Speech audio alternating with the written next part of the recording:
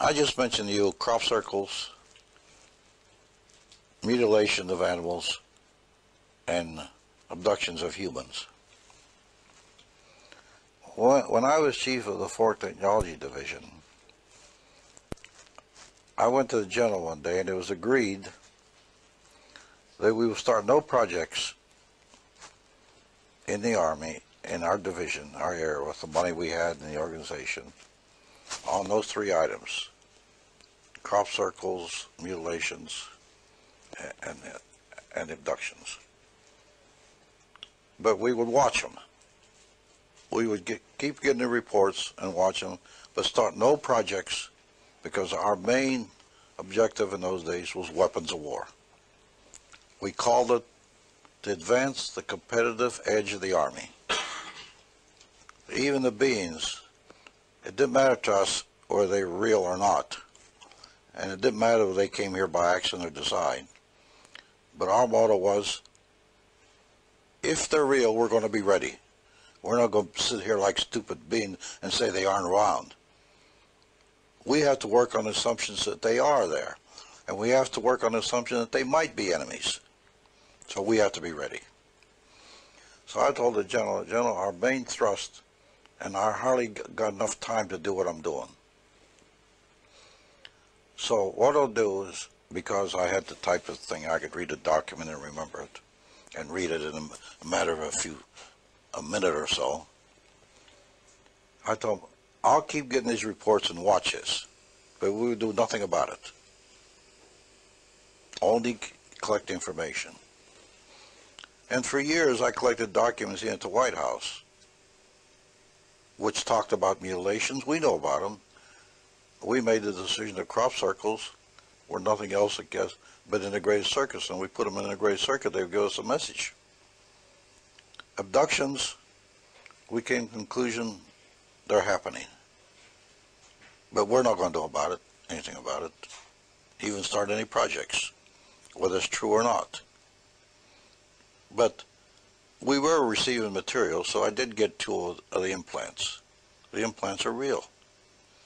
There's other implants which I've never talked about that we knew were real.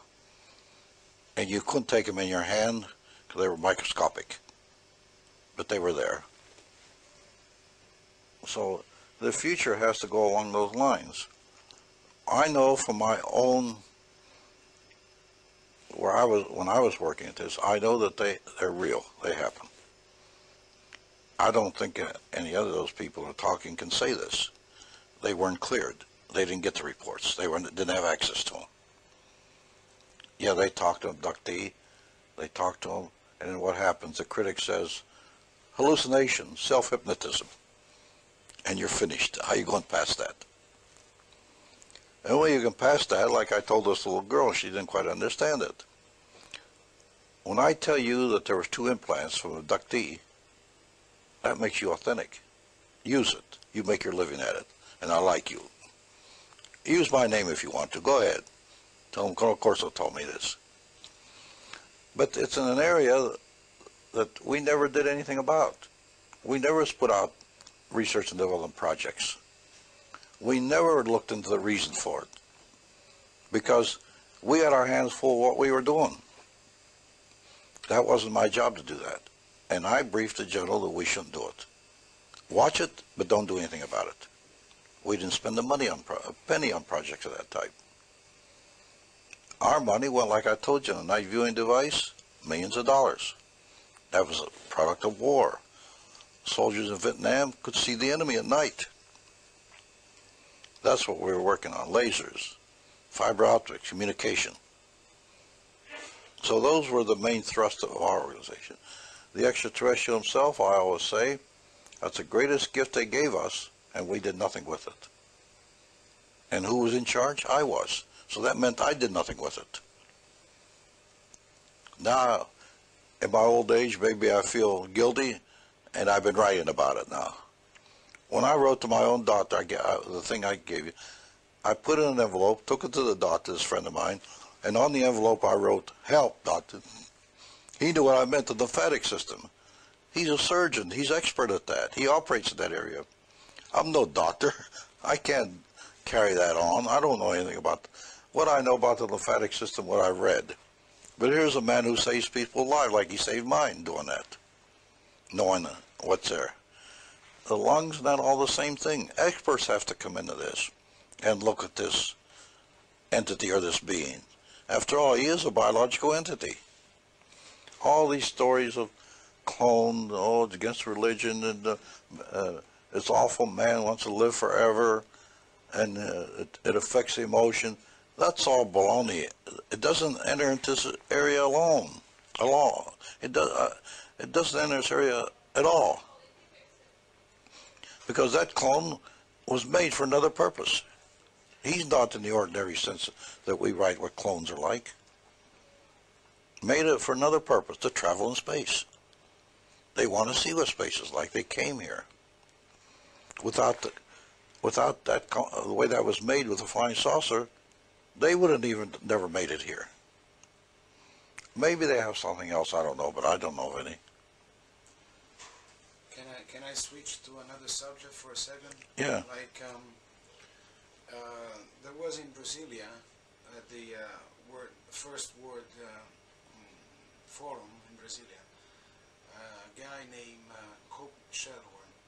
This researchers stated that in the last 50 years, maybe, but to be more precise, 35 years, 167 UFO researchers died for unknown causes, such as strange suicides or heart attacks, very sudden heart attacks with no medical records before, and eventually brain tumors and so far so on. His theory was that the UFO researchers are very keen to disappear sooner or later for no reasons, for no apparent reasons.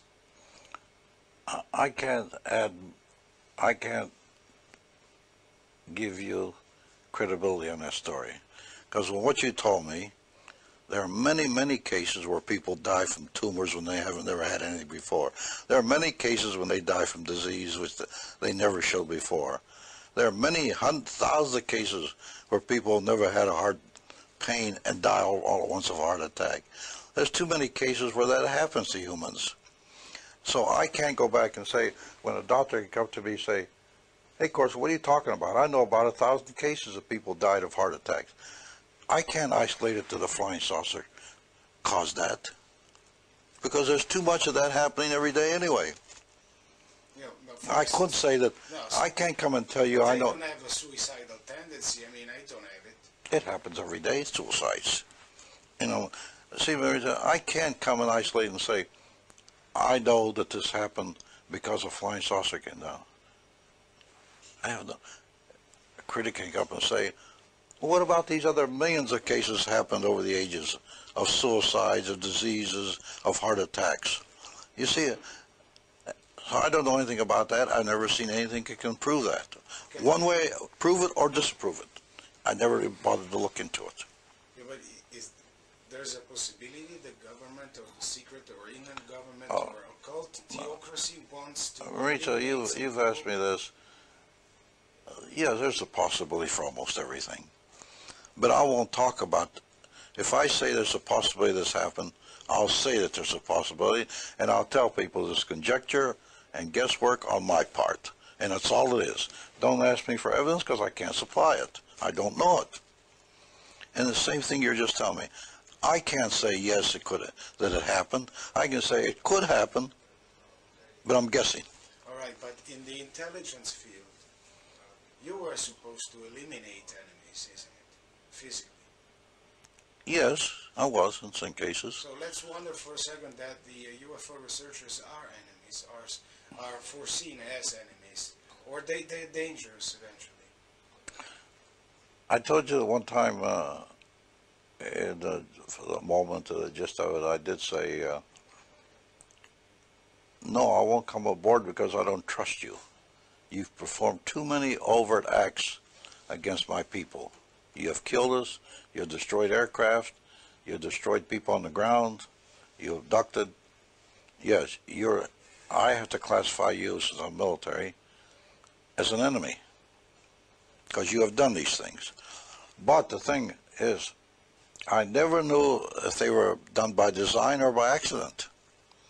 Since we never knew this, I discussed with the general, but in case they are enemies, let's be ready. We never proved that they were enemies or not enemies. I remember on one occasion, I came up with a thing, are you a friend or enemy? Neither. What was I going to tell General Trudeau? I said, neither. He said, what the heck's that? Do you mean that we don't make the weapons, or we make them? The logical thing of somebody with intelligence, no, we got to keep on making weapons, just in case they are enemies. We're responsible for the security of the nation. Like when Chris Wallace asked me one day on the TV, 2020, no, it wasn't 2020, it was his program. He asked me, he said, Colonel, tell us about the Cold War. I said, Chris, please, would you stop there? I'm not trying to be funny or anything. I don't know of any Cold War. Every war that I was involved in, even later, when it was supposed to be Cold War, was a hot war. People were shooting each other and killing each other. Tell these boys when those aircraft, when the MiG came out with a 30mm cannon, there was a Cold War. And I told him, this is not being funny, I don't want to answer you, this is the truth. So later he took me, we walked from the White House, and he had cameramen going alongside of us. And Chris Wallace stopped. And he said, Colonel, I'm just thinking what you said. And he said, now I can understand. You people were responsible for security of the nation. You had to think that way. That there was no... How could you think that there was a Cold War when your own soldiers were being killed fighting the Russians on the borders? That wasn't a Cold War, that was a hot war. I told him, that's the only wars, unfortunately, that I've been involved in, Chris. I can't tell you about any such thing that was made up in the newspapers, a Cold War. There was no such thing. This is the same thing with what question you asked me.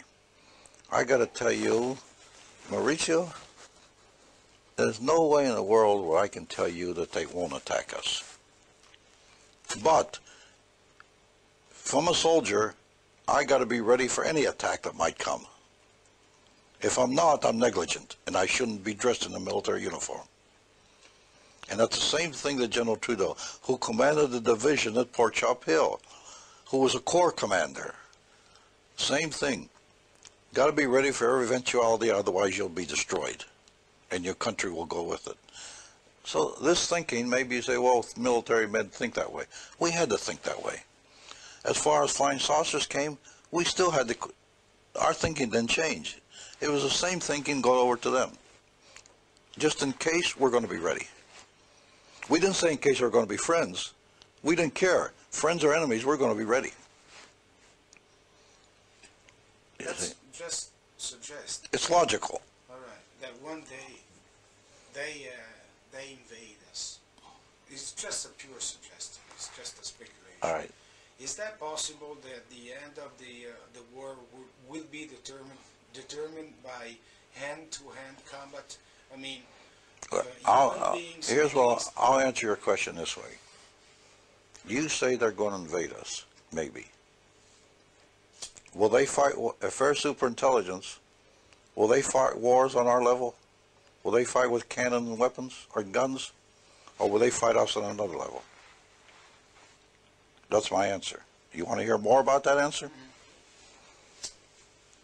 Let's take one item. I don't say that they put it in this world or they made it, but it's a possibility. HIV appeared in this world in 1985. Some people say, well, it went back to animals in Africa. But it happens to be HIV in a human being is not the virus as we think is a virus. It's a living entity in itself. And it's in our bodies, and when you catch it, you die. It's a living entity by itself. If we kill HIV in the human being, we got to kill the living entity, which is we call a virus. Won't a super race, a super intellect that won't fight us with stupid weapons that are not much more advanced than, say, the crossbow, with a gun and bombs and bombs? Why should they fight us on this? If they're super intelligent, they'll find another way to fight us, maybe on another level. Okay, that's why I'm asking you. The final combat has to be eventually struggled between beings fighting hand to hand. That's my idea. In other words, you've been in different situations of war. Obviously, if you want to conquer a certain territory, and you raise down everything with bombings and so far so on. But then again, your troops have to advance and go and conquer the place, isn't it? And maybe you can find enemies hidden somewhere, and it will be a confrontation, a very physical confrontation. But when they come up with a confrontation, I don't think it'll be on our level. But if they have to conquer territory, physically territory, that would be on. Not necessarily. They don't have to do it with bombs and guns. I say they're an intellect is on another level. And I think we were foolish. Now, we thought this, and we had to do it because we didn't know anything else. Back in my day, we developed weapons of war. But they were advanced weapons of war, with laser and things of that type. Missiles, large missiles that we made. And we even tried to make a helmet that the pilot could guide the airplane by thought waves. We were starting to work on that. That's pretty much a different level than we're talking about fighting a war like we fought in Italy with bombs and guns. I'd be foolish to think, although we could do nothing else, we made weapons, but we tried to make advanced weapons that maybe we could reach them if they tried anything like this. But we're never sure that they would fight on our level. And I'm still not sure they'll fight on our level. Why should they if it's a super intellect? Fight us with bombs and cannons? They couldn't carry enough bombs and cannons in their spaceships to fight us. That's not the way they'll fight us. They'll fight us, they'll study our bodies, and attack us with something that they have, which there's no weight, it doesn't carry it on. And they could attack our, look right now, if they attack us only on the level that destroy our immune system, like the doctor said, I just like committing suicide.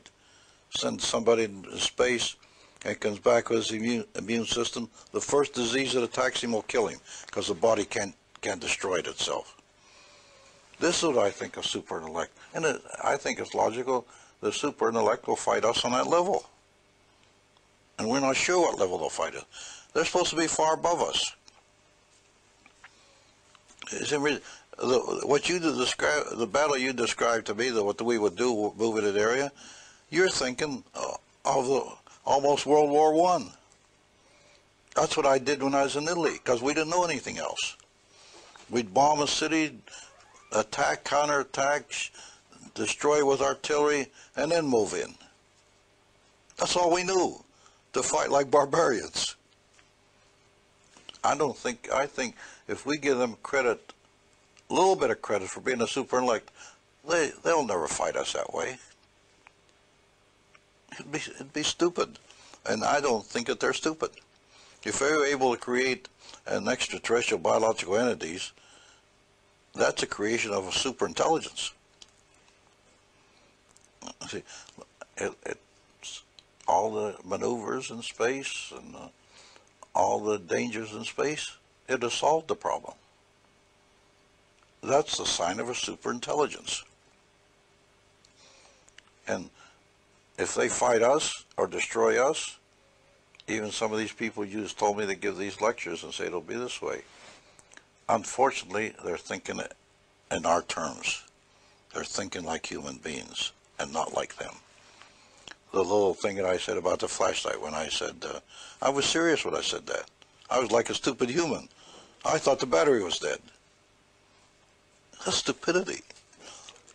A thing I got from space, and I sit there, and I'm supposed to be in charge, and I say, the battery's dead, and I put it away. What can be more stupid? Because I was, even another case, my answer was, stupid again, thinking like a human, what's in it for me? What a hell of a question to ask a super race. And that's stupidity. And I was serious when I said that. People laughed, but that was serious. When I thought it over, how dumb could I get to think there was a battery in this thing that came from space? A battery that wears out. And right now, I'm wearing a wristwatch. My son bought me this wristwatch because right on the back it says no battery ever available. And I'll read for you what it says. This is the type of thing where, let's see, it says something like, I can't see it in either. Never put a battery in it. It's a lifetime battery in this watch. So you see what I'm talking about? They don't go put a little battery in that wears out in 2 weeks in anything that they make. So but I wasn't thinking in those terms. I was thinking like a human being. So these aren't easy things to answer. And a lot of people say you're guessing. Yes, in some cases I am. It's conjecture. I've tried to build it up from what I know. And this is the same thing that the British taught me. The British taught me when I worked for them years ago that you don't, in intelligence, yes, look for targets and things. But that's not the main issue. The main thing you look for is intentions. They were right. You defeat an enemy by knowing his intentions, not by one bomb. And this is the same thing as this. I had to figure, and so some of it's going to be guesswork, naturally, to build up the mosaic. And I say, I have to think in my own brain, what's his intention? Naturally, I'm going to make mistakes because I don't know too much about him. But at least I can try. And where in this new science, you might be able to fill in or correct the mistakes that I've made because of lack of knowledge. And this is what I think it has to come to. Now, another thing, Richard, I've never talked like this to anybody because this wasn't a thing that discuss in these terms. Maybe with a couple of my science friends I have, but usually I don't. But do you think that we do have some Italian scientists ready to help us? Sure you do. The way I know this, they've been calling me. And you know what the main thing they were calling me about that's in the book? When I stated in one line or so in the book that this extraterrestrial is part of the flying saucer, they're all one. This is what they're calling me about, that they want to know. Because their opinion is true. They'll help. You got people like Malegno, what's his name? He'll help. Yes, the man say, but that lecture he gave, he'll want to help. People like that will come forward. But when? I don't know when. One day the general told me, when I told him that if we put this implant, ever put it in the human brain, what are we unleashing on the world? One thing the general said, he said, Phil, yes, it's a danger. Hope the people come after us understand, but it might not be in our lifetime. It wasn't in his lifetime. He died in 1992. And it's true. His words were correct. So that's the answer. These are another intelligence. They're ahead of us. They've proven it. In one simple reason. They can fly in space and we can't. So it boils down to that simple. How are you going to overcome that? We don't know anything about how. So we got to start with what we know. The little we know is the greatest gift they gave us, the extraterrestrial, not the hardware. And that's the point that I think we reached. Maybe that's my own preaching. Maybe I'm wrong. I don't think I can be wrong. That's the way I believe. Now, this is a very sensitive subject that Malanga studied very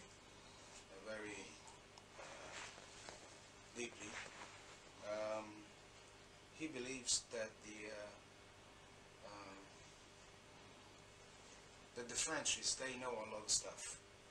In Europe, the most advanced people in terms of military apparatuses and so far so on are the French AC. Oh, French. French, yeah. French military. And we wonder if the French, they know more than anybody else in Europe. Because we suppose that they do have alien bases in their own territory. And maybe we do have also alien bases here in Italy. Is that possible? Yes, it's possible. I don't know anything about it because I never bothered to look in that area. The British, after all, they got to Mundo before we did. They got the documents out of there, what the Germans were doing. So the British might be more advanced than we are. That I don't know. I can't answer that yes or no. I don't know. It's possible. Yeah, everything's possible. People even come to me and say, well, we have there's underground bases in the South Pole. My answer to that is, you know what it takes to keep a base in the South Pole? You know what it takes to supply a base? After all, if there's a base like that in the South Pole, you have to have humans in it. You know what it takes to make humans survive down there? What a tremendous effort it would be. And you think that could be hidden for 50 years or 40 years or 10 years or even 1 year? Can't be. We had a base in Greenland. And we made special an atomic device to send up our portable to give them water, heat, and electricity. Otherwise they couldn't survive. They could survive only possibly maybe 1 year. And after 6 years, even with those advancements, we took the base away and left it. Because it was too harsh living conditions. We haven't solved those problems to live like that yet. So when these people tell me about the bases in the South Pole, underground, under the ice, and then they come in and say there's a Shangri-La there. So wait, how come we never heard of this? How come I had all the clearances and never heard of such a thing? But be logical. Just think what it takes to survive in that environment. We aren't that advanced yet. We might have gotten that, but through stupidity otherwise, they made us destroy those things. And you have them, and I give you a copy of them. Written by the U.S. Army, unclassified. You want it? Here, look at it. Here it is. How we made them. Pictures, how they were made. What have we done with them? Nothing. In fact, we did the opposite. We destroyed them. We were given instructions to get rid of them. So, you see, when I hear these things that there are bases in France and bases in England, I say, yeah, it could be. But just think of it. What it takes just to keep something like that secret. Almost an impossibility. Even the U.S. government, they say the U.S. government kept it all secret. It really wasn't kept secret by design. The system itself does it. And I always tell people, let the government alone, it'll cover itself up. So this is my answer. It's possible. I can't sit here and say, no, it's impossible. But I can say this. Maybe it's illogical, not there. Because the evidence can't be hidden that long. So on the other side, I got to say, I'm not going to look for it. I'm not going to try to find any information because I think I'm wasting my time. I'll work with what I got and know. This is my answer, man. This is to be a realist. Even when I was working with General Trudeau, he called me in one day and he said, you're going to be project officer on the anti-missile missile. Don't tell me you don't have the time. I know you don't, but you'll do it. I'll put you in charge. You get it started at the right time. You recommend somebody who will take over for you. I was too busy even to do that, but he made me do it, and I did it. And it worked out pretty good. And now I'm look back, I'm glad he put me in charge. I was actually the first project officer on the anti-missile missile. I'm glad I did it now, but you see what I was up against, what you're up against, things like, how long can you keep things quiet? How much can you do? Now, going back to those 2 or 3 discs that you recovered, I mean, the one you saw. I saw 2 of them, yeah. You saw 2 of them? Yeah. Where? Well, the one I don't talk about. I think you know where it was. And even on this show, this guy mentioned that machine, and then I didn't say anything else. The one I saw was at one of the air bases. Yeah, I'm not going to say where it was, but it was there.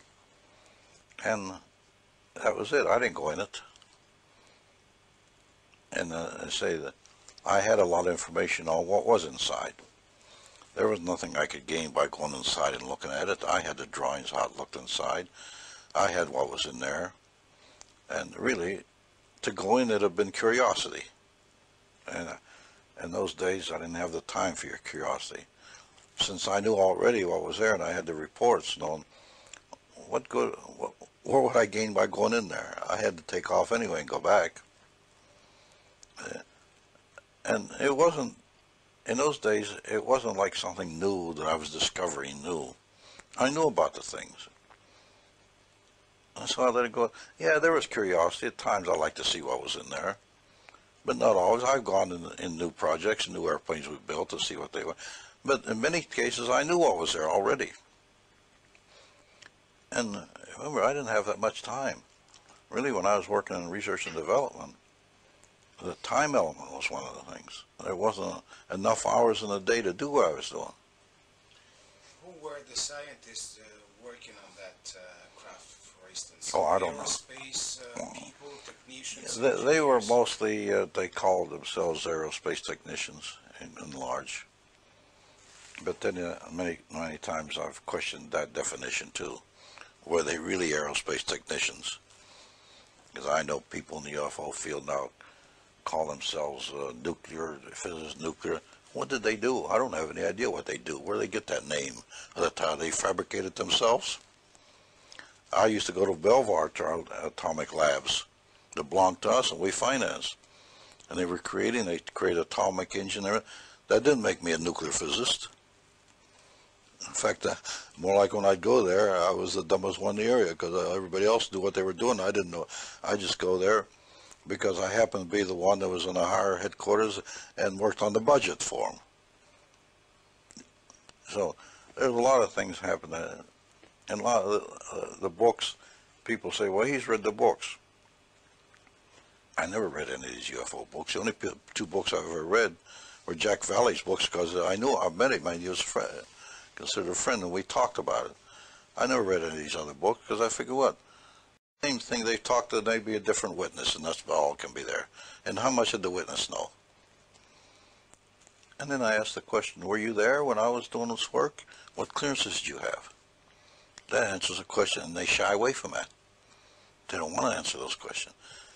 And you have to look at the people who call themselves professional speakers. They get around and give the little lectures, they get paid for it. And it don't matter. I think it's a way of life. Let them alone. I don't care. I'm not going to discuss this with them. They criticize me. So what? Let them criticize. They'll fall their own weight. It doesn't matter. In fact, to tell you the truth, is a lot of times I've thought lately, why the heck did I write this book? Why did I just forget it and go back in my easy chair? Why did I do it? Now there's other books to be written. And many times I look at them all and I figure, why don't I throw them away and get rid of them and forget it? Then I look at my kids, my grandchildren, and I figure, well, I better not forget it. Maybe I'll do something with it.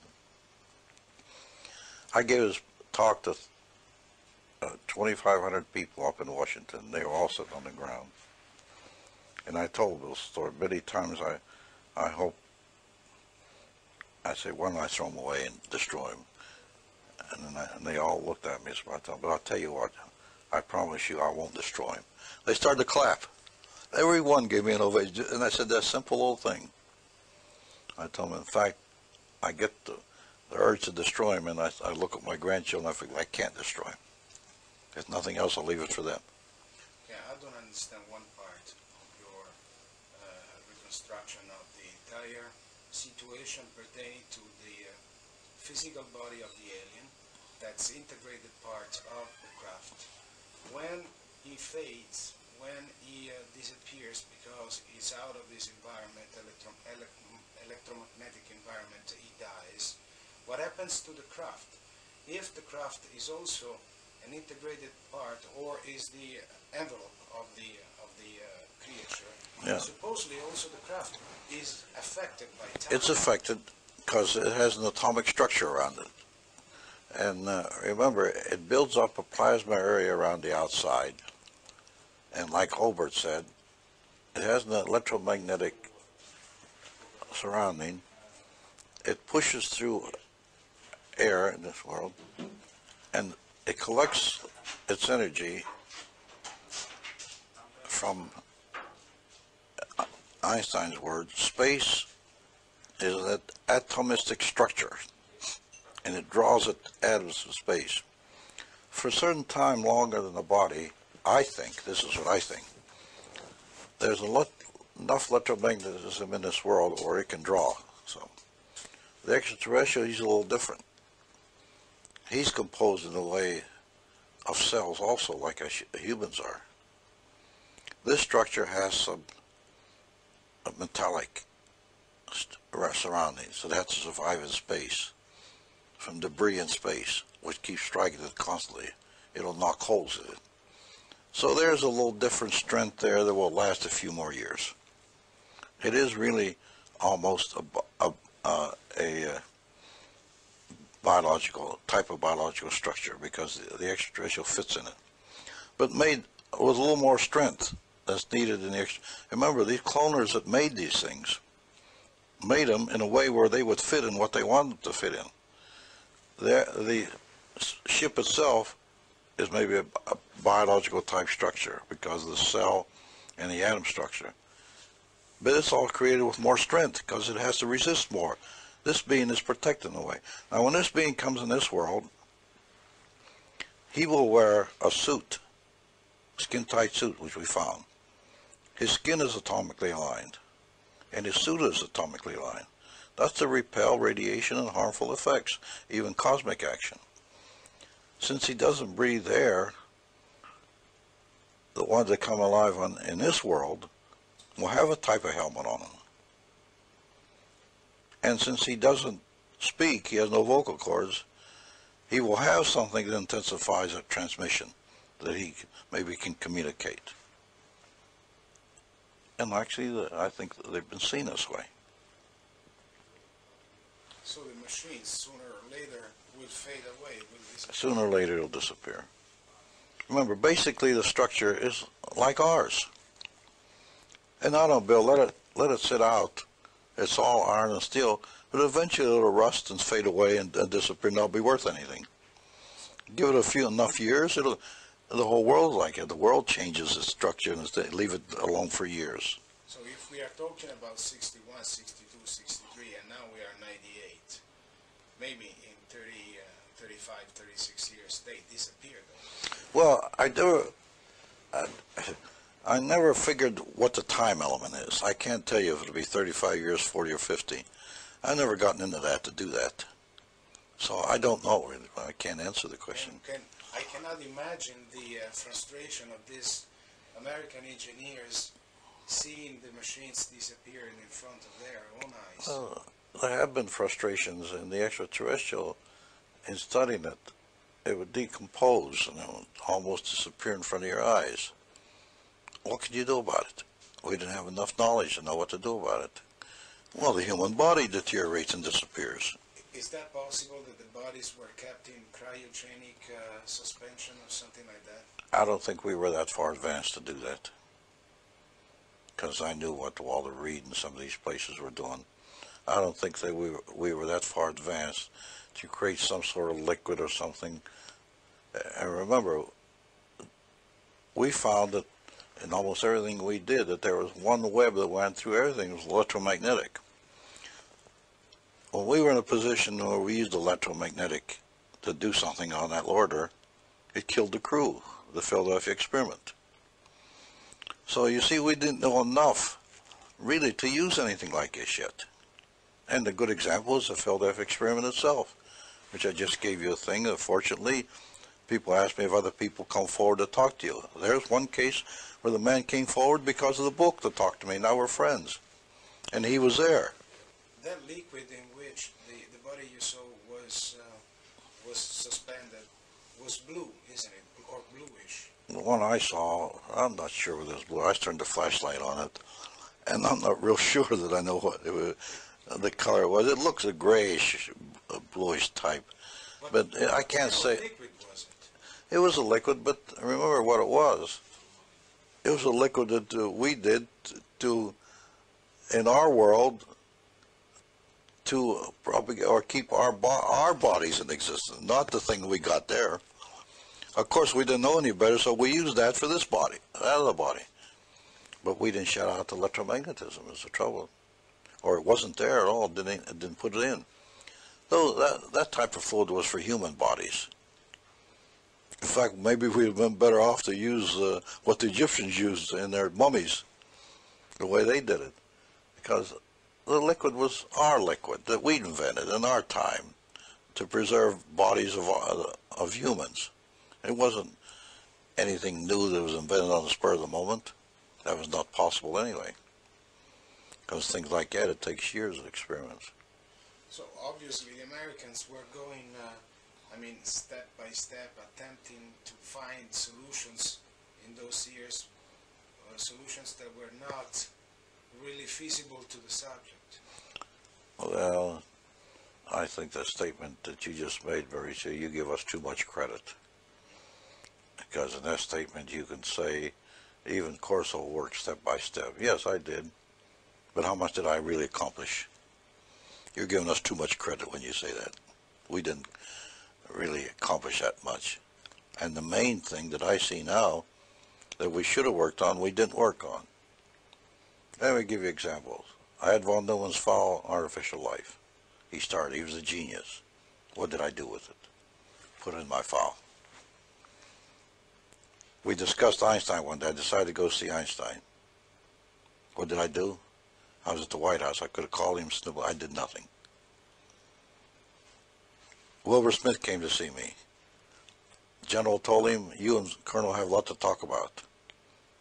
He said, I'll send you some papers of my experiments and come out to Mayboro, his laboratory.